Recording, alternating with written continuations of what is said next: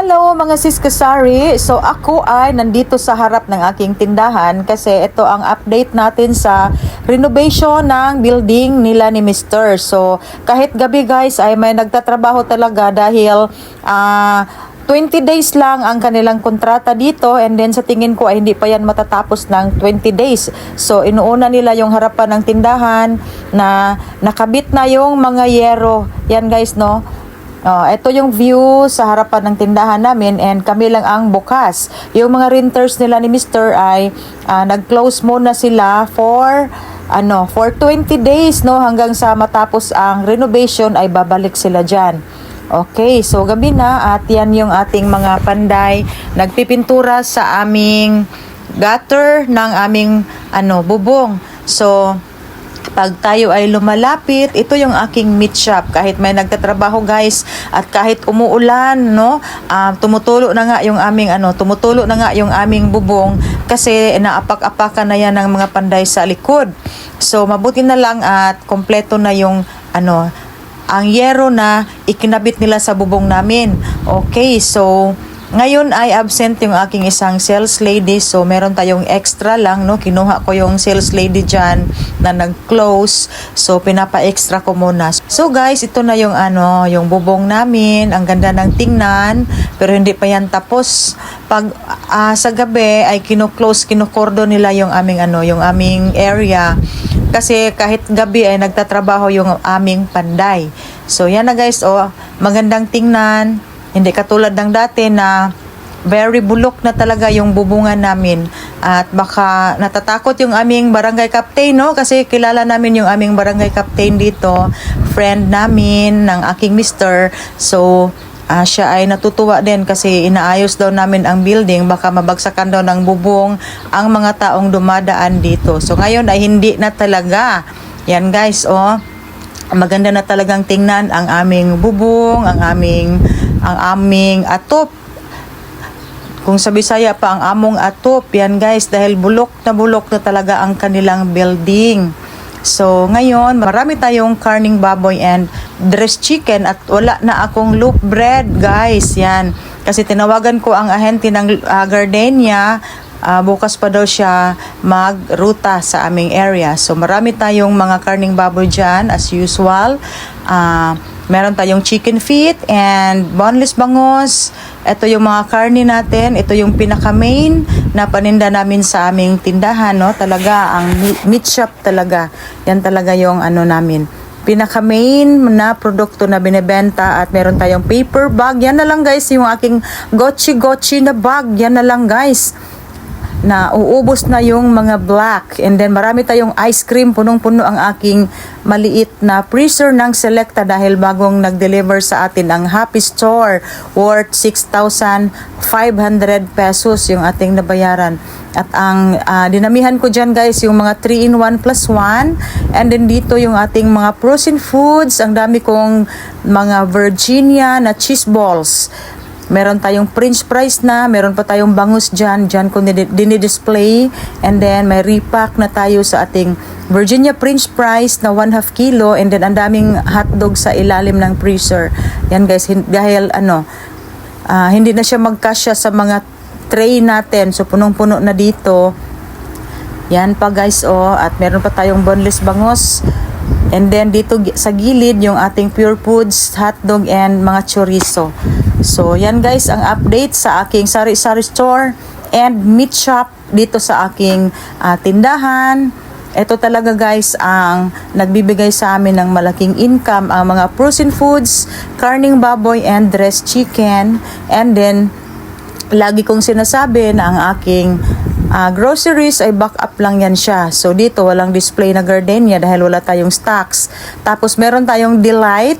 Bagong-bago yan guys. Nag-try lang ako ng 6 na piraso sa Lots for Less dahil lang ang Delight. Madaling 1 week lang ma-expire na siya. So nagkuha lang ako ng 6, and then ang kuha ko rice napakamahal, hindi muna ako namili. Tapos nag-reduce talaga ako guys ng mga stocks kasi meron pang nagtatrabaho sa building. And ito yung mga Graham natin, dinidisplay na natin. Galing yan sa ER Mall. Yan guys, so ang dami kong binili doon. Tapos guys, ito yung laman ng malaking freezer ko. Ang dami ko pang mga karning baboy dito and mga dressed chicken. Meron akong order na 2 bag na dressed chicken.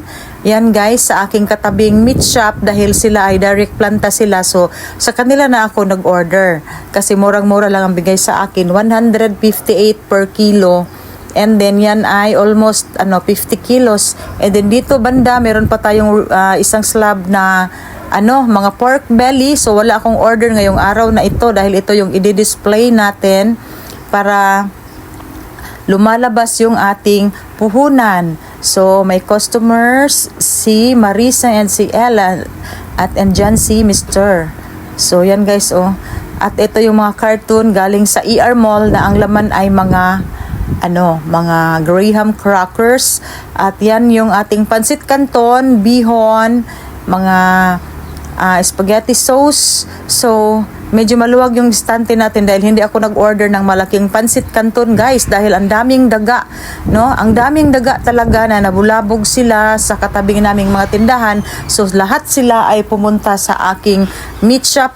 At yan yung mga tuyo natin guys, mga Celberson, nilagay namin sa carton dahil paggabi ay nililigpit namin yan. Pati itong mga mantika at meron tayong bagong binili na mga peanut butter. Yan yung mga Nature Spring. So, ito lang guys ang update at yan ay hindi ko na dinidisplay yung ating mga mantika na mga Baguio oil. Kasi guys, every day pag mag-close kami ay nililigpit namin yan kasi yung mga daga, kasi ang daming daga sa tindahan namin guys. Inaatake talaga ang aking tindahan. So, ito may kaunti tayong binili kanina sa Lots for Less. So, kahit yung mga egg ko guys ay binabasag ng mga daga. So, grabe talaga. So, ito pa yung mga natin, mga Celberson vinegar. Okay.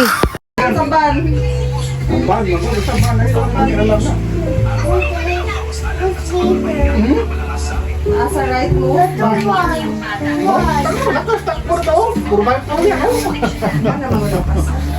Nakatakbo no? Ada pili lang di kada. Nagkalaga sa suno.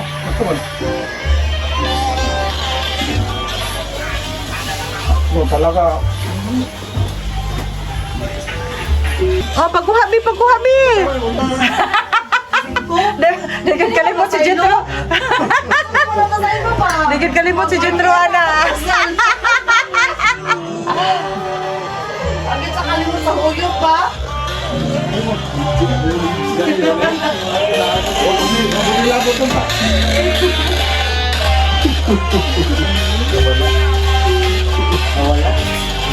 Nawala.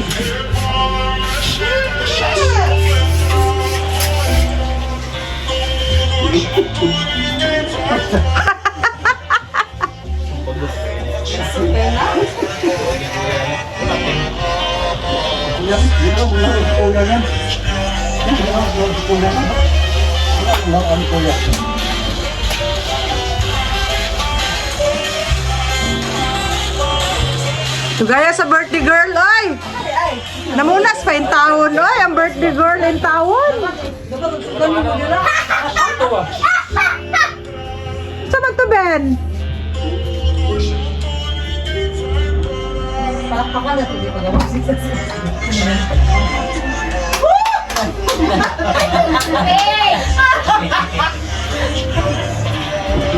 Jeremy!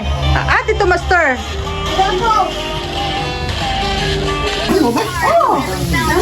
Ano to ba paberkit lang kanu dukdungan ko daw.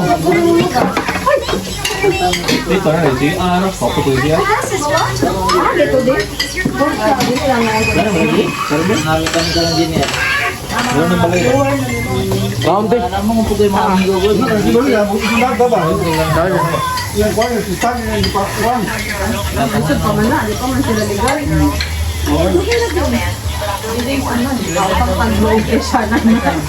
Utang na loob ng taan na kaysa.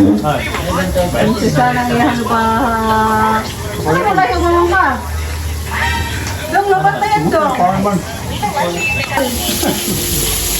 Walang harong chemical.